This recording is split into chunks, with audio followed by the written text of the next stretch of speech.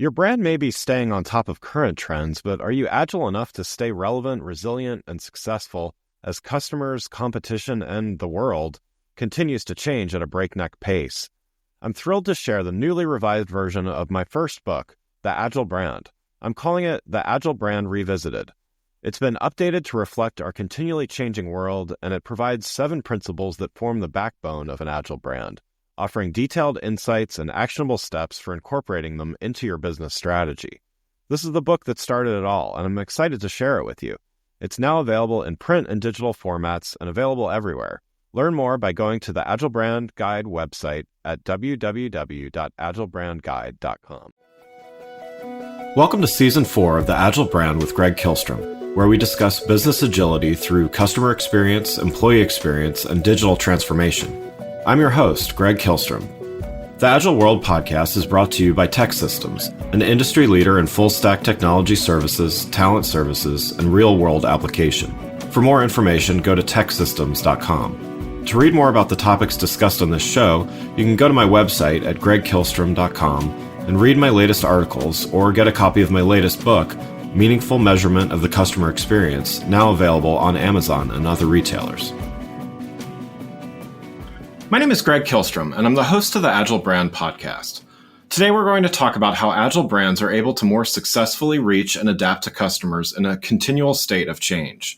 To help me discuss this topic, I'd like to welcome Nancie McDonnell Ruder, founder and CEO of Noetic Consultants and author of How Senior Marketers Scale the Heights, now in its 2nd edition.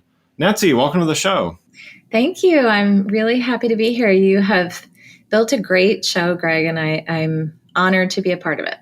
Oh, thank you so much. I appreciate that. Yeah, no, it's glad to have you here and looking forward to talking about this subject with you. But first, why don't we start by you giving a little background on yourself as well as your role at Noetic Consultants?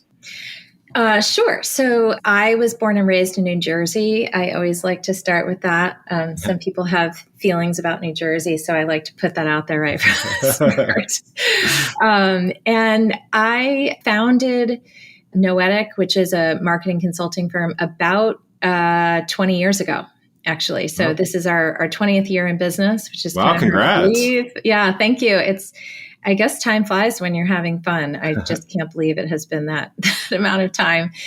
We specialize in marketing and leadership consulting. So really everything we're doing, we're focusing on strengthening brands and the people that build the brands. So primarily this is consumer research, brand strategy, training, and coaching. And, we're not doing external advertising. We're not doing PR. We're very much working on this strengthening from the inside out.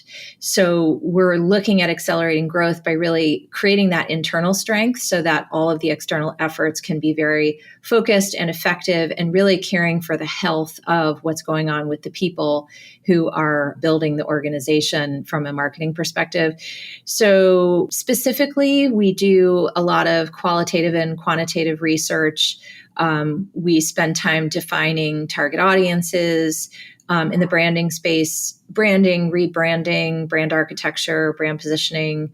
We build marketing plans and strategies. And then, really very much in the people side, we do a lot of training, live and virtual. And then we do a lot of one-to-one leadership coaching. We are female owned, WeBank certified, very proud of that for many years. And we work with a lot of large companies you will easily know over the years, Nike, Discovery, Georgetown University, Pernod Ricard, Bridgestone, Samsung, 7-Eleven, SC Johnson, Mayo Clinic, Walt Disney. But we also work with smaller companies and brands that are seeking to be known and really, be relevant to their audiences. So we're not specific to one industry. We're really more of a functional expertise. And again, it's all around strengthening the brands and the people. Nice. That's great. Thanks for that intro. So you've recently launched the latest edition of your book, How Senior Marketers Scale the Heights: What is Still True, More True, and Newly True. To start, for those who haven't had a chance to read the book yet, could you give a brief summary of what you wanted to get across with the book? Yes. So I really wanted to inform and really ideally inspire marketers, anywhere from young in their careers to the very seasoned, to really understand the key elements of what it takes to be successful today in this ever-changing marketing landscape. And so specifically, I interviewed a whole body of senior marketers, many of whom I knew, and then I would get introductions from others I knew to others who, they felt I should speak to. And then I unpacked their point of view really out of this body of research. And some of the, key points being like, you really have to be a very avid learner to be a successful senior marketer, a very strong generalist. And so, it was really about trying to inform in this way, but I also had a strong desire to give back to this community that had been so good to me for so long. And then I will be really honest with you, I always wanted to be an author. Like from the time I was little, like probably 7 years old, I would write books, I would type them up, I would glue them together with Elmer's glue and put covers on them and put my name on them. And so I just felt that I needed to see that dream come to fruition, like in real life, beyond, the ones that I had done with glue early in my life. Yeah, nice. Well, what inspired you to create a new edition of the book? I'd ask you what's changed in the last few years, but that would probably take the rest of the show to do that. But, what inspired you to create this new edition? Yeah. So the original edition, it's very much about unpacking this, what does it take to be successful as a senior marketer today? And there is a basic premise to the whole thing around the importance of learning how to be a strong generalist.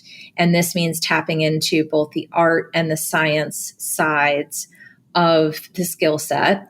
And there is an assessment in the book and then a resource toolkit to help you assess where you are in that range and then be able to access resources to skill up in the ways that you need to. So that's very much, the base of the original book. For the new edition, given the extraordinary times we have had, the old edition I wrote about 3 to 4 years ago, so pre-pandemic, I really saw so much innovation and scaling the heights, honestly, in different ways and deeper ways amongst the senior marketers that I knew. And so I was seeking to unpack that. And I was particularly intrigued and inspired by these very senior and accomplished marketers that I knew who had fallen on very tough times, job losses, sickness, inability to really be able to perform in the ways that they had before. And I really wanted to understand what they were doing to not just cope with that. Oftentimes people say like not just survive, but thrive, because I was seeing that continual, fall down, dust yourself off, get up and try again kind of mentality. So I wanted to be able to share that with this same community back, because I felt that there was more to learn there.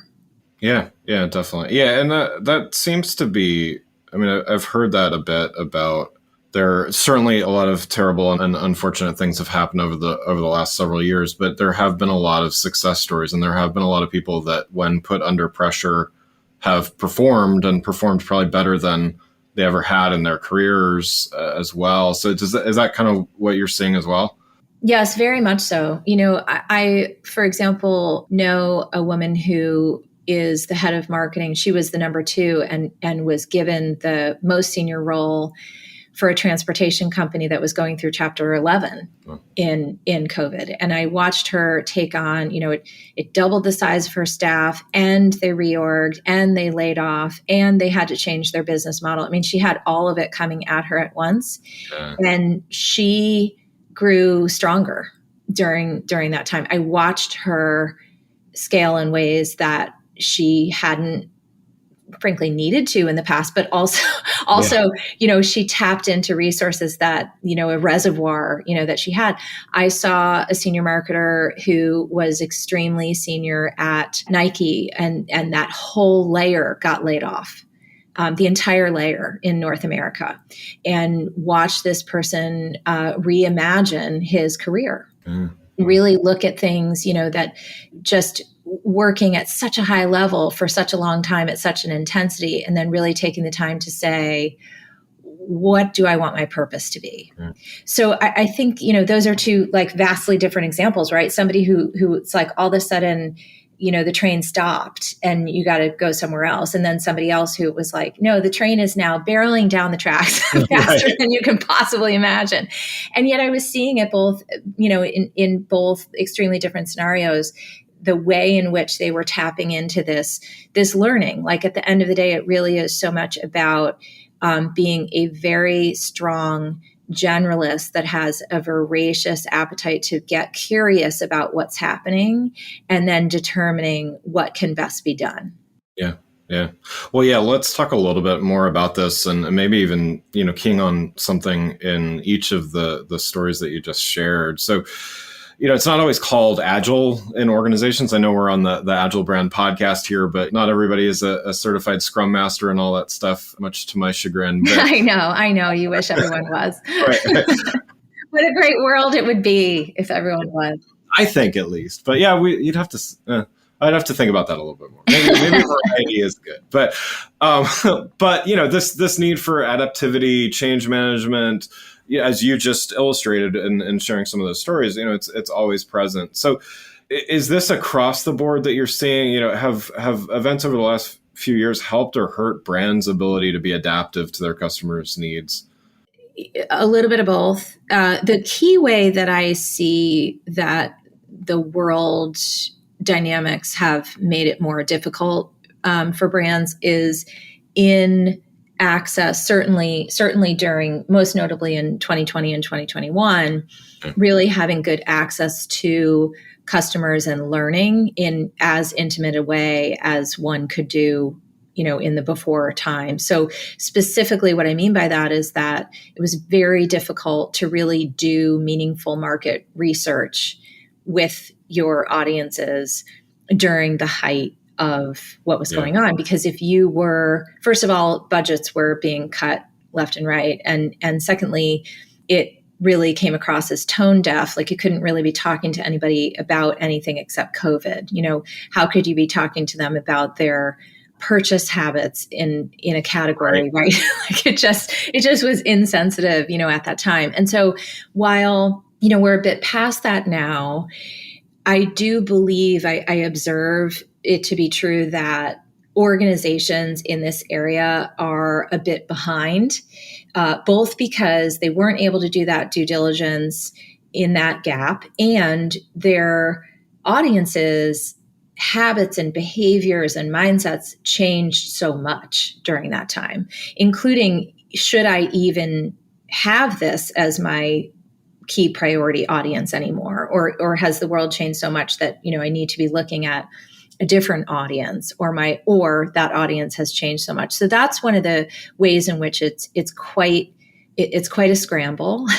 I find these days. That said, it requires that innovative, that agility to really look at, okay, how can I get close to my customers? And I do talk about in the book some really easier ways, more agile ways to dip in and get close to your customers that are not expensive to do, not time consuming to do, and the importance of doing those things and not just saying, well, since I can't do a more rigorous form of research at this time, then we'll just wing it.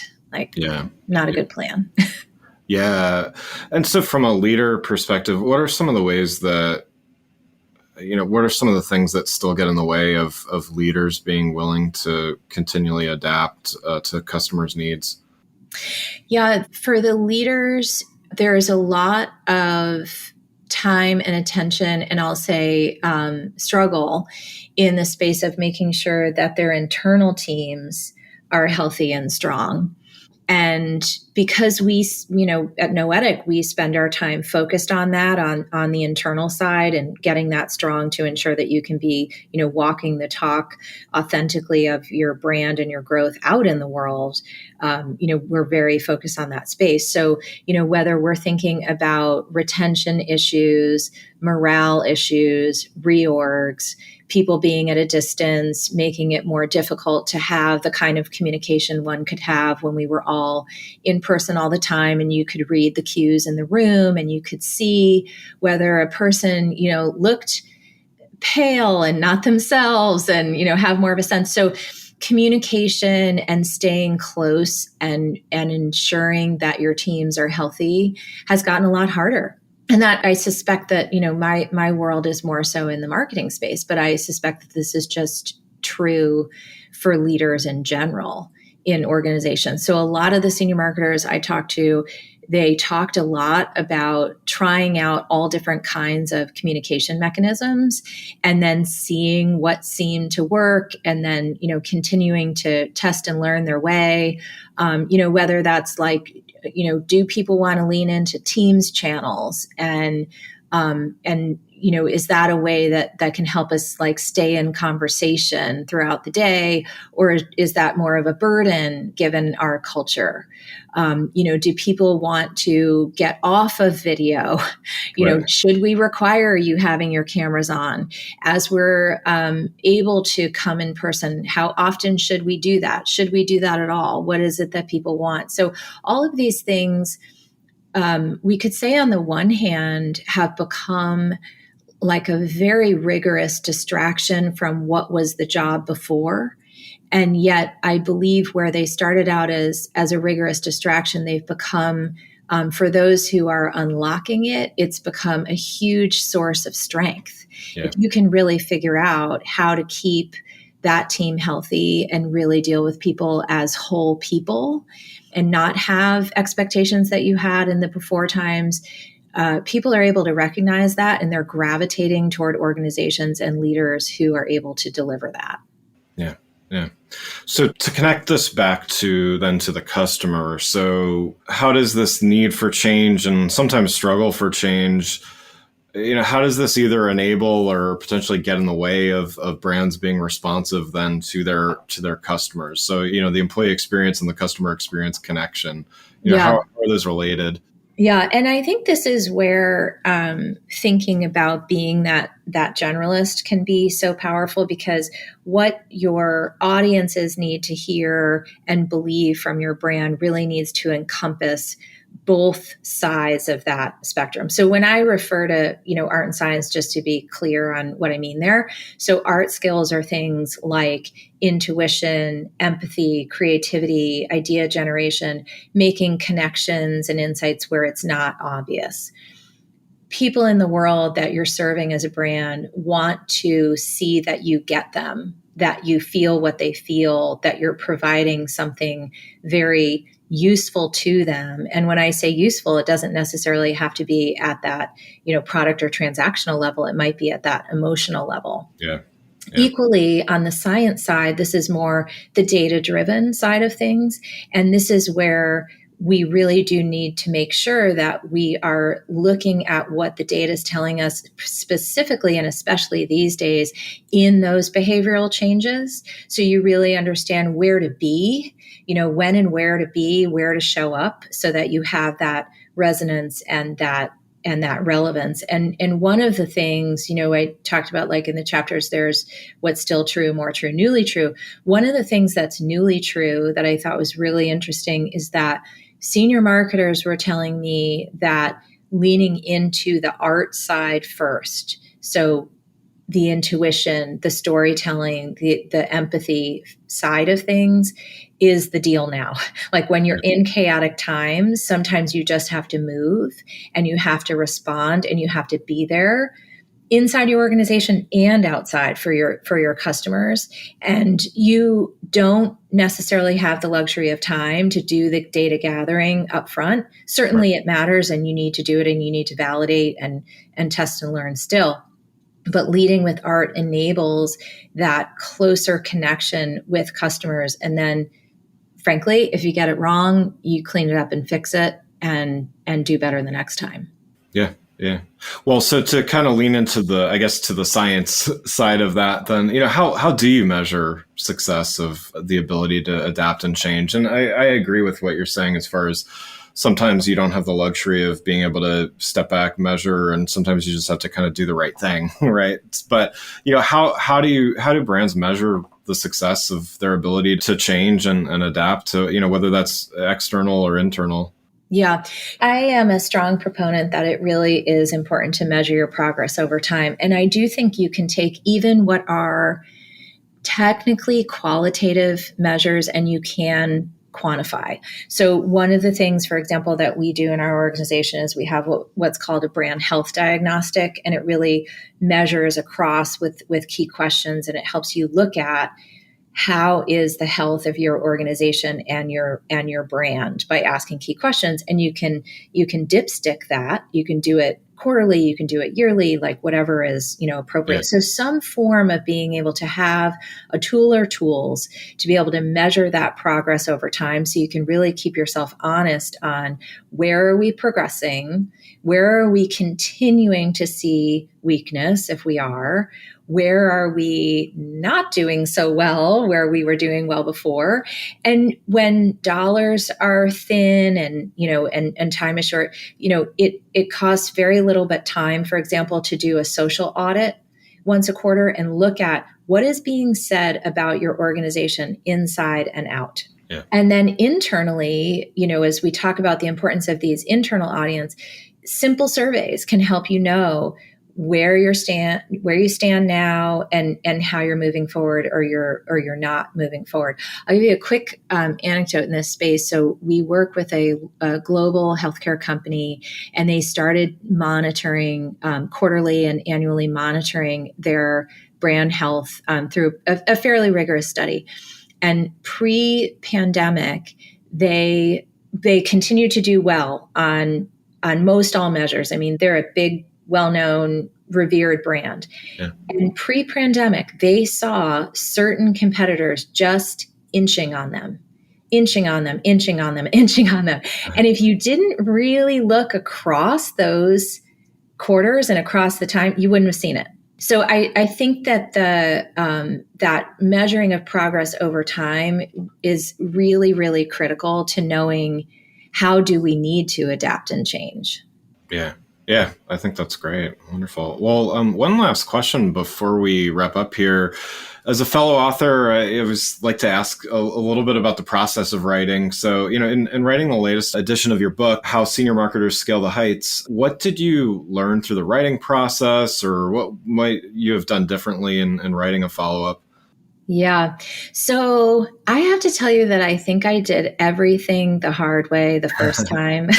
I empathize with you there. So, yeah, I think I do that every time. You're so prolific. Like, I don't know how you've done it with all the books that you've done. I'm just completely in awe. I could barely get one done and then a new edition done. So the first time around, I really did. I did struggle at various aspects, and I learned a lot of things. And so the second time, I really this new edition, I really tried to learn from all of that. And very specifically, I took a lesson from Seth Godin, who's kind of famous in the marketing space. I was listening to him in a podcast, and the interviewer said, you're so prolific and you've written so many books. How do you do it? How do you manage that? And he spoke about how he puts guardrails on himself to make it manageable and to prevent overwhelm. Yeah. So I was really inspired by this. And he literally said, some of his guardrails were like how many months he was going to let it take him, how many pages the book was going to be. He would just put these very, frankly, tactical and tangible measures in place to prevent himself from getting into the sprawl or the overwhelm or the writer's block. And so I did that with this revised edition. I decided I was going to do no more than 5 new chapters, no more than 50 pages. I was going to go to a subset of the senior marketers I had spoken to and a good handful of new people I had met since. And so all that is to say, knock on wood, like it was a pretty smooth process this time because, again, I learned everything the most difficult ways the first time. So I don't know that I would have done anything differently this time. I'm sure there's got to be something, but generally it went way better. Wow, that's great. Yeah, and I mean that in itself is a great anecdote of continuous improvement, right? So that's yes, right. Being agile, right. Absolutely. Well, Nancie, thanks so much for joining the show. For those listening, what's the best way for them to keep up with what you're doing? Yeah, so I would love for folks to follow me and Noetic Consultants on LinkedIn and Instagram. For me on LinkedIn, you got to type Nancie with an IE. Very important. So it's Nancie with an IE, and then my last names are McDonnell and then Ruder, and it's McDonnell like McDonnell Douglas, not like McDonald's, the fast food. As a branding person, of course. Yeah.